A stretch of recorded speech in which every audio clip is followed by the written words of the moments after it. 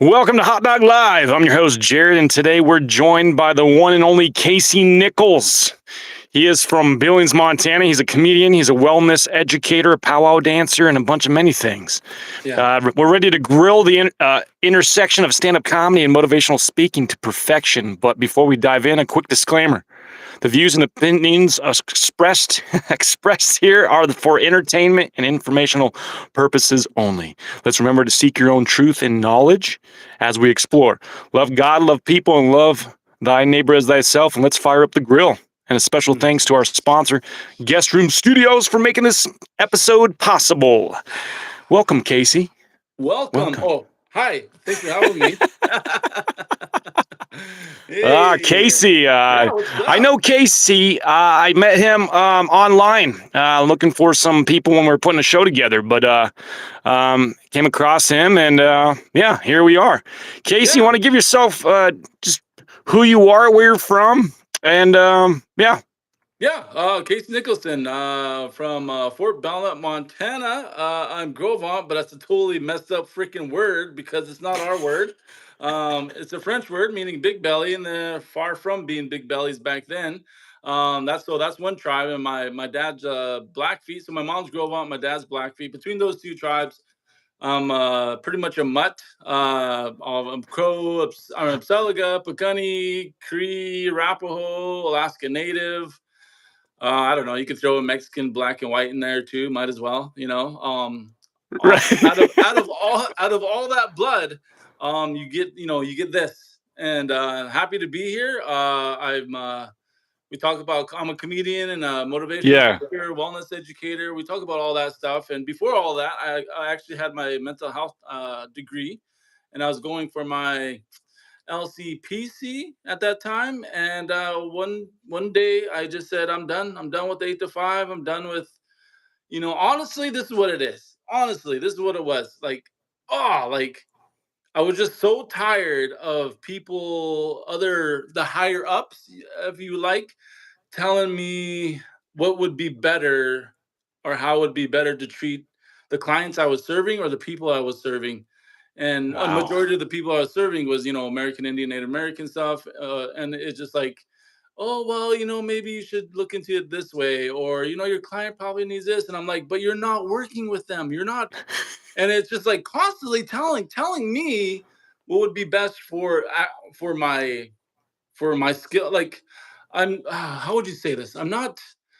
I don't like to go against authoritative people or anything like that, but when you know something deep down in your heart, which is good, which is right, which is good and positive, it's going to work. You know that we're in a positive direction, and then you got somebody who's the head case or something says, no, no, no, this is how you do it, and this is how it's always been done, and this is the way it's going to work for the next 20 years, and you've been doing it for 40 years, and we still have high recidivism and mental health issues. Like, obviously it's not working. So I got tired of it, and I said, you know what, I'm done, I'm out, I'm gonna go become a comedian. That's Yeah. awesome. Yeah. When you decided to become a comedian, was there anybody growing up that inspired you that were like, you would listen to them, you were like, hey, I like their style, that kind of just pushed you in that direction? I would say I there was this one group called Williams and Ree. It was an Indian and a white guy. They're a comedian group. They're kind of like did music plus comedy.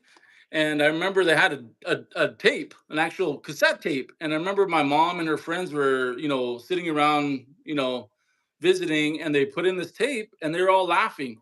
And I'm like, that's like there was no you can see no picture, but they're laughing at these two people making jokes. I'm like, that's interesting. And I remember I was probably 8 or 9 years old, and I was like, wow, that's kind of cool. That's what sparked my interest. And then through the years, kind of up and down, whatever. Watched like Robin Williams, Whoopi Goldberg, certain comic relief kind of stuff when they're doing their stuff on the other side of the world. And then what really sparked my interest is when I moved to Silver Spring, Maryland. And I wasn't supposed to watch it. I don't think I was supposed to, but that show Def Comedy Jam. Yeah, And yeah, yeah. I was 12, 13 years old watching these black comics, and they were vulgar. They said naughty words, and they did naughty things. And it sparked my interest because it wasn't really the naughty things. It was like the almost like how I seen, like it was a powerful thing that they were doing. They were up there, doing their jokes and their body languages, and they were making people laugh, like hilariously laugh, just like, and it was just like that seems cool, man. I wouldn't mind doing that one day. And so I put that in the back of my mind, maybe one day. So those are I wouldn't really say like there's too many comics that really like, I mean, Martin Lawrence, Tommy Davidson, like the ones that are really really animated, I think were the ones that really caught my attention. Like really were their body, and they were just all over the place, and they had really good just connection, through their body mechanics and their facial expressions, and obviously their jokes. So I think, I mean, a lot of just, those kind of comedians really just stuck out to me when I was younger. Plus Def Yeah. Comedy Jam, and then throughout the years it kind of, off and on different comics. Yeah. Yeah, no, I remember, watching like, late at night when on cable. I'm like, "What's this?" And I loved it. I because Yeah. I love me some good stand-up comedy, and that's how people that don't know, there's a show that is in the works, and who knows when it's going to be made. Hopefully in the next few years. There's some stuff is coming up. But I was just looking for, and it's a comedy, and I actually, this one guy submitted himself, and his material, and I don't know if I told you this, Kasey, but I watched his stuff and it was all right because it was at the Roxy. That's a local Okay. theater here in Missoula, Yeah. and they do homegrown comedy and stuff like that for the people that are listening. And next up, YouTube was like, well, playing next automatically was you. And I was like, okay, what's this about? And dude, your jokes of when you got your do you call it battle cry, or like just your Yeah. voice, Yeah. Yeah. where The war cry. the war cry, Yeah. and Yeah. how you I don't tell the joke. People look that up. Hopefully, I'll put that link, that video link in the description for people to check it out. But it was just hilarious, and Yeah. we had a great conversation. And you're like, yeah, I would love to be part of this crazy journey of trying to do this comedy. Yeah. Um, For sure. so question, where did you like, what was your first time you were on stage when you did stand up, and like how did you feel, Ooh, let me see. First time I was on and stage. where? Okay, like as a professional comedian, or as a comedian that I was asked to do something, was in 2010. But I remember earlier that year, I think maybe in January, I asked an actual comedian to come to my res because I seen him at a conference, and he came, had me roll, and asked him to do some comedy on my res. His name's J.R. Redwater. And he's like, yeah, sure. So we brought him to my res, and he had nobody to really open up for him. And he's like, bro, we need somebody to do something, anything. I try to bring in a local, and they just sing a song, and then the crowd was just kind of, and we packed that place. Like I advertised, I marketed, I asked over and over on my res, like, come to the show, come on. Usually when you do shows, you get maybe 50-ish, like free shows, you get maybe 50-ish. But I kept asking. I was on the radio. I put up posters. I did everything I could possibly do to market this show, Good to job. advertise this show, and we got like 300 plus people, like in this little small gym. Maybe, yeah, 300 plus, standing room only. And like, JR's like, man, it's a good turnout. I'm like, yeah. He's like, anybody open up? No one opened up. The local person did the thing. And he's like, bro, you got to do something, like anything. I'm like, I don't know. He's like, man, just hype up the crowd, like do something, play music or something. I'm like, okay, I'll do something, and so I ended up playing, I think it was LMFAO, Sexy and You Know It, or something like that. I can't remember Yeah. exactly the song, but I remember it was that. And I remember going out there, and I was just kind of like dancing. And then people were laughing. And then I started making, like, just, playing crowd. I was doing crowd work, and I didn't know what crowd work was, but I was doing crowd work. And I made fun of a couple of grandpa and a grandma, and like, people were rolling. And so, all right, well, ladies and gentlemen, bring out JR Redwater. And I headed out, and JR's like, oh man, this guy's pretty funny, give him a round of applause. And after the show, he's like, do you ever think about comedy? I'm like, yeah, kind of. He's like, oh, that's cool. He said, you did pretty good. Thanks. About 2 months later, because there's a couple people from the Rocky Boy reservation that came over to watch the show, and he ended up getting booked at Rocky Boy, and he said, "Hey, bro, I'll be in Rocky Boy. You should come on over. Bring a carload, and and I'll comp your tickets." I'm like, "All right, cool." So I did that, and I remember looking to my left, and I seen those comedians. I seen Jared Ross. I told my lady, I said, "Hey, I'm gonna go check him out." All right, and I went out there and went over there, and long story short, he pretty much asked me to do comedy, and I'm like, sure. Like really like hesitantly. I don't know what I signed up for, but sure. He's like, do you want to do like 5 minutes? I'm like, sure. He's like, all right, cool, awesome, blah, blah. And then I kid you not, bro. Like, I kid you not, like, right they said, Kasey, 2 minutes before get on. I'm like, what, 2 minutes? All right. I'm thinking, my mind's going like, I've never written a joke. I never prepared for this. I don't know what's gonna happen. There's like 300 greasy crees in this crowd. I don't know if they're gonna think I'm funny, So I'm like, holy man, like, what do I do? What do I do? All right, bring him to the stage. He's all the way from Fort Bell, Montana. This is the first time doing comedy. I'm like, don't Yeah, tell people don't that. say Yeah, first it's my time. Come first on. time. No, put your hands together for Kasey Nicholson. I remember going up there, just nervous, still thinking, still trying to figure out what am I gonna say. And I remember going up there and stalling, like, hey, natives are pretty funny. Round of applause, blah blah. And all of a sudden, I don't know, something sparked. And I remember the first joke that I ever told was um, something to do with getting spanked as a kid, and I made it funny. And then from there, you just kind of go with it. What seemed like 30 minutes was only like 5 or 7 minutes. And I got off stage, and that was my first time. Oh, and then they paid me. They paid me for paid me 300 or something like that. I don't remember how much it was. Like, what? You're paying me for 5 minutes of Right. comedy? Like, this Whoa. is crazy. This is awesome. And then, well, that was the same 2010-ish. I don't know. I'm pretty sure it was around 2010. And then a couple months later or something like that. I can't even remember. It went by so fast. They asked me to come back because they liked how I killed it my first time. Hey, you should come open up for us again in Billings, Montana. I'm like, all right, cool. So in Billings, Montana, I did it again, but this time I wrote jokes. I had it down to a T. This is what I'm going to Wait, say. so My punchline. your first 5 minutes, you went out there just no jokes written, just Nothing. straight up, Just off the dang, and dome. you did. Yeah.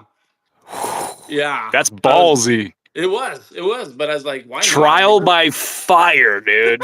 Right? In front Good of kids. job. I wasn't even I've never been to an open mic, and never been to do any of that stuff. And I just went out there and just Wow. did it, and it turned out awesome. And like, I think it was a couple months later, and ended up going to Billings, and that's where I got the itch. Like, it was cool to succeed my first time, but what was the really big factor in me being a comedian was when I bombed. That's usually that chases people away, but for me, that was like, I don't ever want to feel that again, and I know I could do better.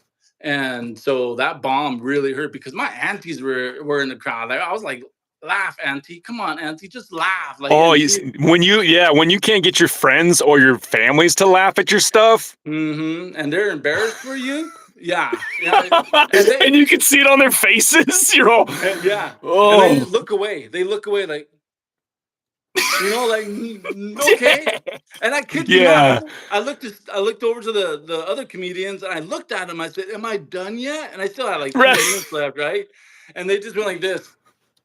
They just like they went out of frame. They just went, Holy crap, dude, yeah. that's They're like, painful. yeah. I was panicking. I was scared. I was like, holy shit. And I was like, all right, thank you Wow. for my time. And they're like, "Oh, you did good. You're fine. Don't worry about it. We'll all bomb." I'm like, "That was a bomb. That felt so. Oh, like, yeah." But anyways, I got through it, and I think that's what. No, I don't think. I know that's what motivated me to become better at the craft. Was that failure, and it really really helped me. And I really think if I didn't fail, I think I would have not have been a comedian. I guarantee it. And that's important for people to hear and understand. There's as an artist, and Hmm. I tried stand-up comedy.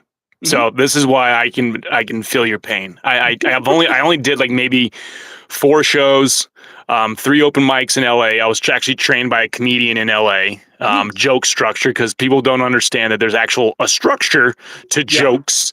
It's if people like Dane Cook and Kevin Hart and all those like those big guys, they can make it look like they're just telling a story, but in that story, there's there's the attitude, there's the setup and the punchline, and then there's Mhm. tags, on top of that.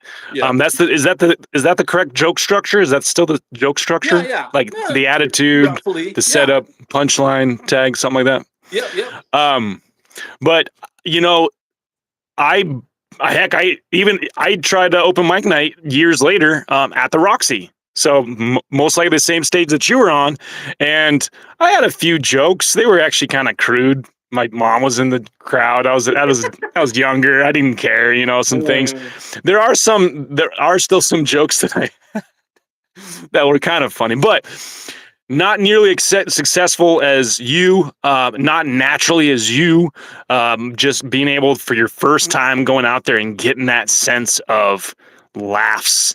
And mhm. when you can make people laugh and strangers, Yeah. not your friends and family, because, and here's the thing and correct me if I'm wrong, the thing about stand-up comedy also is a lot of the time, like one of your friends is funny.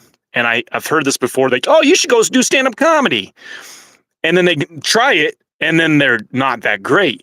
Yeah. And the reason is because your friends know you, Mhm. so therefore there's already that kind of attitude and Connection. predisposition, Yes. and they get you. Yeah. But then strangers don't know who you are. They're Mhm. just like, no, that's not funny. That's why a lot of comedians like joke about what you see on them, their weight, their size, their looks, their hair, their whatever. Yeah. Mhm. Do you when you so that bomb pushed you and motivated you? Mhm. How much time did you spend on writing your jokes, memorizing your jokes, your material? What did you use for material? What was your inspiration? Do you just have random ideas and write them down? Like what was your process? Yeah, honestly, at the beginning, it was just not really like I would study other comedians, the comedians that I liked, and I would see like, okay, they did this with that certain joke. Okay, maybe I'll try that with my life. So like, let's say they're telling a life story of I don't know, of who they were. Let's say, one of the comedians we're talking about, they're from Africa. And this is a funny thing that happened to them because they're African, and this is kind of their traumatic story of how they were stereotyped. And this is kind of how they took it, and this is where they went with it. And that's kind of like how I did when I started writing, is like, oh, I think one of the very first things that I learned was I didn't want to be fake. I wanted to draw from my personal experiences. And my first joke was from a personal experience, which I got, it was raving. Like, it was like, I love that joke. Awesome. Blah, blah, blah, blah, blah. Like, and I'm like, okay, telling a joke from my personal experience, from a traumatic experience, getting whipped is traumatic, but making it Yeah. funny that everybody can relate to, there's something there. So then I just kind of went off of that, and how I kind of, that's where I kind of went with it. In terms of like writing jokes verbatim, or I just honestly would just write ideas. Spanking, giving birth, not me, but Yeah. like certain things like that, falling off a bike, like and then I would just like do like these. This is what I would do. I write the circle, like say giving birth, like, right, and then off it, almost like a, like mind mapping. So like, Yeah. so I'd draw a line. I'd say, well, what's funny about giving birth? Screaming. Okay, then I put screaming. Not sure if it's yours. Like, and you just kind of go through all these little lines. And then doubt, hesitancy, doctor prodding your woman inappropriately, like just a bunch of things. You know what I mean? And then from Yeah. those little cloud bursts, I draw off different other things as well. And then in that, you'd get a flow of a joke, because it'd go a certain way. And so you'd Yeah. have this paper full of like little key words, not really Yeah. like joke format. And like, a long time ago when it wasn't like that. It was just like birth, prodding, invasive, um, baby boy, something like that. You know what I mean? And then my joke would form within those little keywords. That's how I would do it. Yeah. Yeah, when no, I it's fun. oh yeah, Sorry, go go ahead. ahead. No, you, yeah, no, I no, was you just go ahead. okay. The only thing I would say is that it gives me freedom to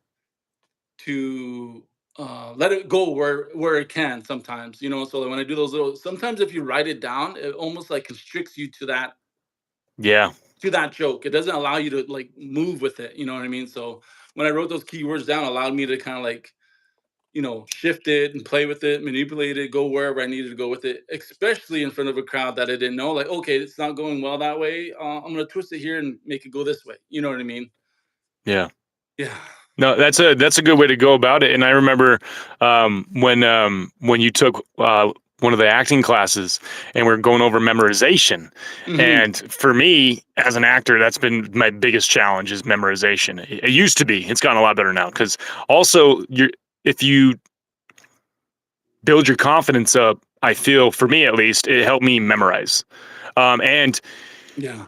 when I was asking, I'm like, man, how do you memorize all this material? And you told me your technique to memorize your material. Hmm. Do you remember what you told me? The keyword. I'm pretty sure it's Yeah, keyword, wasn't you it? said Yeah. like a keyword. You're like, Yeah. if it has not, you're like your example because I remember this example. You're like, he's like, for example, this joke is about baby birth or whatever. You're like, I would give a keyword that has nothing to do with it, like pink thong, and so Yeah. that way it would help you lock into Yeah. that area. Yeah. Yeah. I see that's interesting because how you don't write down the joke exactly verbatim because it constricts you Hmm. in acting. Um, I have to write out my lines in lowercase with no punctuation because if I give Oh. it capitalization and no and punctuations, therefore my brain wants to read it exactly, Hmm. and Hmm. that completely strips out my Yes. artistic side to it, my interpretation of those lines. So therefore, Hmm. with the stand-up comedy, it's kind of like the same thing. You're like, I don't want to constrict my being real Yeah. because people laugh at what's real and relatable, Hmm. right? Do you feel Yeah. that when you have you ever tried to like not like tried to be not real, but have you somehow told a joke that was maybe too structured and not so like flow and it work or did it not work? Yeah, that was my true bomb. That was where I was structured. That's where I wrote down verbatim. That's where I told the joke Oh. exactly, precisely as I wrote it down. And like there was no like, there was no ebbs and flows to it. It's just like blah blah blah, blah huh, blah blah blah, blah, huh, no laugh. Okay, Ah, cool. yeah. Okay, you know what I mean? Like oh shit, Yeah. all right. Like there was just nothing there, and I was like, well, that didn't work. So let's just go back to finding out these keywords. And I remember, right? I remember watching my first time I ever doing in Rockville, Montana. I remember watching. I'm like, what was different than the second time? And I was like, oh, like I was so structured that I wasn't able to like move and be creative within the joke. And I've told joke like some of these jokes, like it's the same joke, but I've told them different ways in different tones of voices with different, just different. And and each one was funny, but it was pertaining to that crowd. You know what I mean? Like, does this crowd need a little bit more height, a little bit more high pitches? Does it need to be a little more?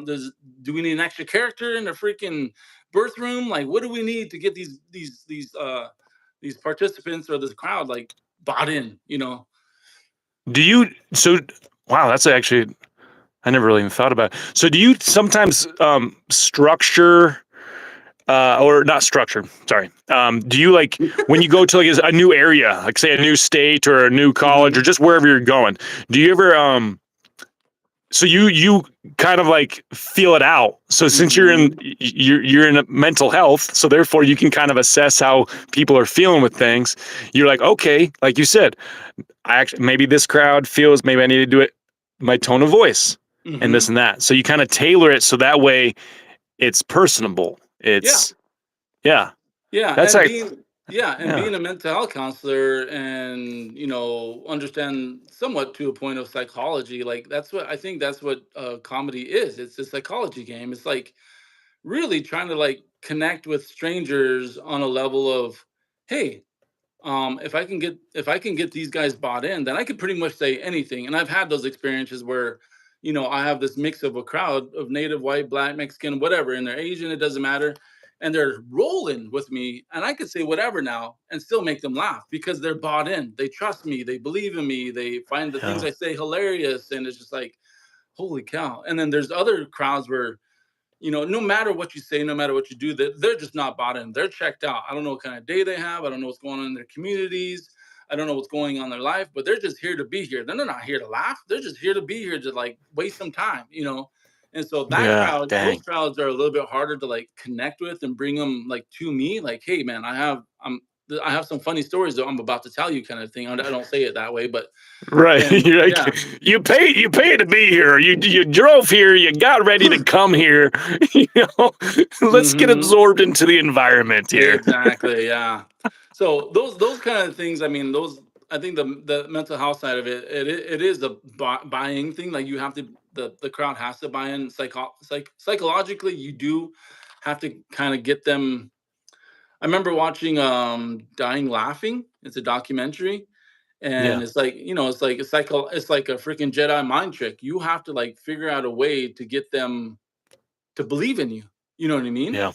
And they Hmm. don't know you. Why would they even, they never heard of you. They don't know about you. They don't know the jokes you're going to say, but yet you're going to get up there and you're going to say some words to make them forget for 1 minute about all the worries and all the stresses in life. Like that's some Jedi mind trick stuff. You know what I mean? Like that's some Yeah. crazy stuff that you can do. And then you reverse it. It's powerful. I mean, to say something or do something to allow somebody to forget about all the worries and the troubles in their life for a minute, a joke, an hour, 30 minutes, whatever it is freaking powerful. And I think that's the biggest thing that I really take away from comedy is like, this isn't a game. This is not, I mean, yeah, it's fun, it's awesome, but you're essentially like healing in some form for people, like to allow them to Yeah. like just forget about the day and their worries and stresses. That's healing. And I don't know if a lot of comedians view it that way, but I do. I know when I go do a comedy performance, I think in my mind or I say a little prayer or something and say, you know what? Whoever out there is having a hard time today, I hope they really connect with it. I'm saying I'm able to help them for that minute, for that joke, for that 60 minutes, however long I'm on. And I hope they take away this good feeling that they're gonna have from this comedy show back to their home fires. And so it's just not just getting up on stage and telling jokes. Like I come from a different perspective on saying, man, this is a blessing that I am able to share these words and these laughs with people because they're going to be able to take these laughs and this good feeling back to maybe a chaotic home, a dysfunctional life. I don't know, and hopefully maybe that just give them that little hope or that little spark of life or that little extra minute that they never thought they would be able to get. So it's You know, crazy. It's cool. that's a great thing to look at. You hmm not only are you using your education and your knowledge of mental health, but you're using your art. hmm You're using your art to heal in a way that, yeah, some comedians, we're all different, and who knows why a comedian does what they do unless you ask them. But if a lot of them are just going up there to make jokes to be famous and make money and Yeah. pursue that dollar, okay, cool. And I'm pretty sure many people have done that and they've been successful. But for you to one say a prayer or before you and say, hey, let my art affect those that want to receive it to help Mhm. them Yeah. emotionally. Dude, that's beautiful. hmm And you're absolutely right. Laughter it heals. It It's a does. good emotion. And that's what I love about art and teaching hmm film acting and understanding emotions. And this is why I'm doing this podcast too, is because art and emotions, it, art is an expression of emotion. And that's why a painting hmm can make someone cry, a sculpture can make Yeah. somebody happy. It can make you feel. So instead of you just doing your art to make a dollar, which of Yeah. course it'd be nice, to get paid for your art because, all this Sure. hard work and dedication. But for you to not keep that's the reason why you do it. You do it to help others. Yeah. And that's beautiful, man. hmm And I think So that's what keeps beautiful. me, yeah, and I think that's what keeps me going, and that's what keeps me, going through, all the traveling, because there's a lot of traveling.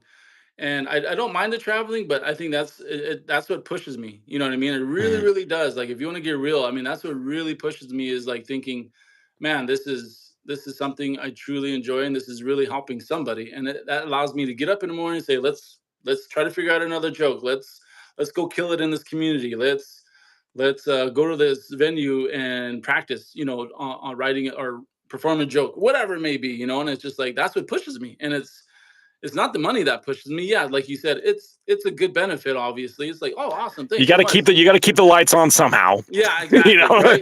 It's true.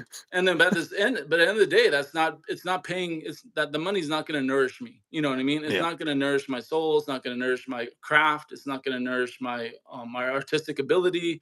It's just not. The money's just not going to do that. What's going to nourish it is those people that are laughing, those people that come up and say they really enjoyed the show, those people that walked away where they came in with their shrugged shoulders and head down, and they walked out of that room with laughing and kidding around and head held high, and like those are the things that I really like, really pay attention to. And so Yeah. it's really cool. It's a beautiful art. Comedy is a beautiful art. Art is beautiful, period. But I really, really enjoy, love what I do, and it doesn't, like the whole cliche. It doesn't feel like work. It really doesn't. It's really awesome.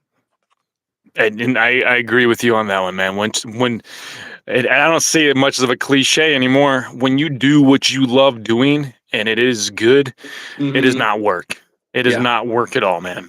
No. And that's a good place to end this. This is a shorter episode. Mhm. I appreciate you, Kasey, taking the time to just even hop on here and have a good conversation, Yeah. and sharing that. And people take away, use your art to help others, to give good emotion, to bring community, to Hmm. to just share. Yeah. And don't focus on the dollar of what your art can do. Of course, have value in your art, but also don't lead with that. Lead with your heart. Lead with your emotions in a good way to help others. Yeah. And thanks for tuning in to this episode of Hot Dog Live. We hope you enjoyed our insight and conversation with Kasey Nicholson. Remember, life's like a hot dog, full of layers and flavors waiting to be explored. Stay tuned for more episodes when we unravel the mysteries of art, faith, emotions, and society. Until next time, keep seeking wisdom, loving others, savoring every moment. And this is Jared signing off. Stay blessed, stay curious, and keep grilling. However, I just want to ask, just let people know what you're doing, where they can see your stuff, and I'll be including the links below. Yep. You can follow me on my website, www.rezalicious. That's REZZALICIOUS.com. By the way, I trademarked that name. That's really cool. Sweet. Right. And then, He has cool gear. Yeah, he has cool stuff. Check it out. yeah. Let me see what else is there. Kasey Nicholson on Facebook, Resolicious on Instagram, Resolicious on TikTok. And so those are kind of some of the things that you can follow me on right now. And yeah, hope to see any of you and all of you one day. And hopefully you guys catch a motivational talk or a comedy show. And yep. And much love and respect to each and every one of you. Absolutely, man. I'm gonna have to come check out one of your shows, one of your motivational talks, because Yeah. yeah, you're a brilliant man, man. I appreciate you. Everyone have a good night and stay tuned. Thanks, Kasey. Yep. I Thank never really you. know how to end these things, so I just got to do like a weird face. Ah!